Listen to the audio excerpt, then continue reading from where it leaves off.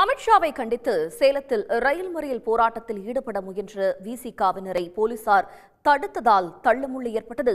இது பற்றிய தகவல்களை தருவதற்காக செய்தியாளர் குமரேசன் இணைக்கிறார். குமரேசன், விவரங்கள்.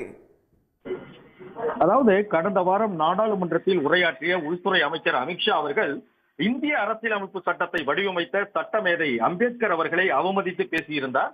இதற்கு நாடு முழுவதும் கடும் கண்டனம் எழுந்தது. இந்த நிலையில்தான் நாட்டில் உள்ள பல்வேறு அமைப்புகளும் தொடர்ந்து அமித்ஷாவுக்கு எதிரான ஒரு கண்டனத்தை பதிவு செய்து வருகின்றனர். தமிழ்நாடு முதலமைச்சர் ஸ்டாலின் அவர்களும் இதற்கு எதிரான, அதாவது அமித்ஷாவுக்கு எதிரான ஒரு கண்டனத்தை பதிவு செய்திருந்தார். இதன் அடிப்படையில் தான் திமுக சார்பில் தமிழ்நாடு முழுவதும் பல்வேறு இடங்களில் ஆர்ப்பாட்டம் நடைபெற்றது. அதே போல விடுதலை சிறுத்தைகள் கட்சி சார்பிலும் தமிழ்நாடு முழுவதும் பல்வேறு இடங்களில் மறியல் போராட்டங்கள் நடைபெற்று வருகின்றது. அதன் ஒரு பகுதியாக தான் சேலம் மாநகர் மாவட்ட விடுதலை சிறுத்தைகள் கட்சி சார்பில் சேலம் ஜங்ஷன் ரயில் நிலையம் முன்பாக இன்று ரயில் மறியல் போராட்டம், அதாவது உள்துறை அமைச்சர் அமித்ஷாவுக்கு எதிரான ரயில் மறியல் போராட்டத்தை ஈடுபடுவதற்காக விடுதலை சிறுத்தைகள் கட்சிகள் அங்கு திரண்டனர்.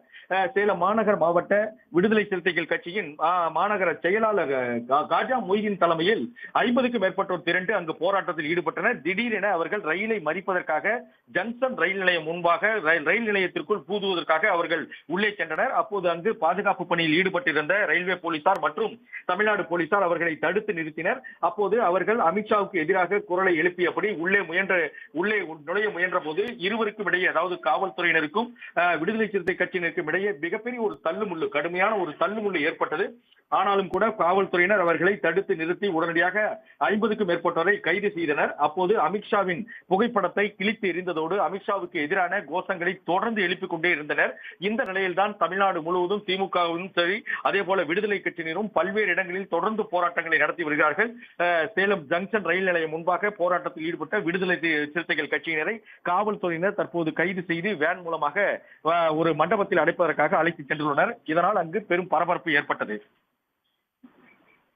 தங்களுடைய விவரங்களுக்கு நன்றி குமரேசன். உடனுக்குடன் செய்திகளை தெரிந்து கொள்ள சன் நியூஸ் பெல் ஐகானை கிளிக் பண்ணுங்க.